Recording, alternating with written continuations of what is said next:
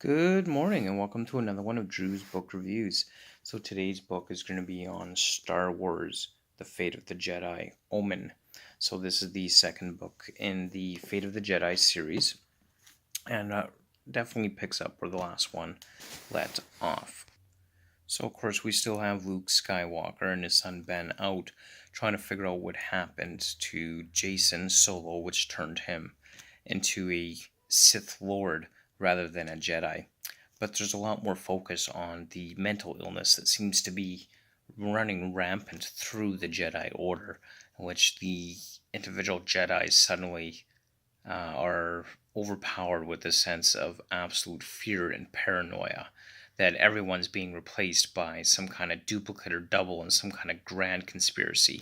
So this is what's changing within the order, and it's causing a lot of problems because these rogue Jedi who are suddenly come down with this affliction are having to be chased through the streets. They're causing damage. Innocent civilians are getting hurt, and so of course this is becoming a situation in which there's this power play and struggle going on between the Jedi and the Galactic Alliance government. And that's really where this book kind of focuses down primarily on that story and plotline. What's going on with the Jedi? How can we stop this? What is happening?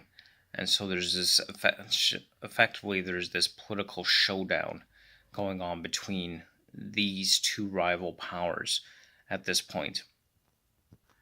In the meantime, of course, we have in the background going on, the Sith are coming back. So the Sith are slowly building up their forces. They're slowly building up their power once again. And they are building up their armada. And little does Luke Skywalker know that this is happening. He has been sent out on this mission and self-imposed exile as a compromise with the Galactic Alliance government, while he seeks to find the answers of what turns people to the dark side. So Luke and Ben have spent time in that Ang Tin homeworld where they're kind of surrounded by these Force users and learning how to, well, Ben anyway is learning how to flow walk, so to be able to travel forward and backward in time. He's desperate to learn this, but Luke doesn't want him to. He fears what will happen to his son if he learns this skill set, which he fears might inadvertently turn him to the dark side if he does so.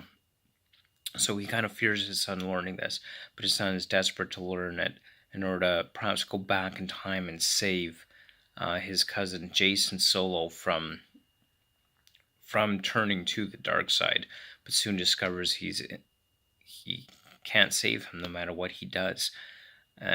Along with that, they're investigating these relics that have been collected by these people to determine where they should go, what they should do. And very powerful relics that are essentially infused with the Force. So it kind of touches on these aspects a little bit. Although there isn't a huge focus on Luke and Ben's storyline in this, it definitely sets it up for further development of their storyline in future books. So I have to say, really like that and within that, and I certainly hope that it continues. Overall, really like the book. I'm enjoying the Fate of the Jedi series. I think overall they're good books so far and definitely enjoyable. And hey, if you're a Star Wars book fan, then definitely I'd recommend it. Check it out and pick up the books and give them a read. Overall, it's fun, they're exciting, and it's really setting up this kind of three-sided conflict, it seems, which I think is really awesome. So we got the Galactic Alliance, which seems to be growing more and more tyrannical. We've got the Jedi Order, who's going up against the Galactic Alliance, and then we've got the Sith, the powers of the Sith growing, and the Sith Lords coming back, who are eventually going to challenge the Jedi. And the Jedi, as of yet, don't even realize this is happening. They don't know that it's coming at this point. So the Jedi are faced with a war from two opposing sides, essentially this conflict, and they don't even know what's happening yet. In the meantime, they're desperately trying to figure out what's happening with their order and why the Jedi seem to be going insane and coming up and developing this intense paranoia.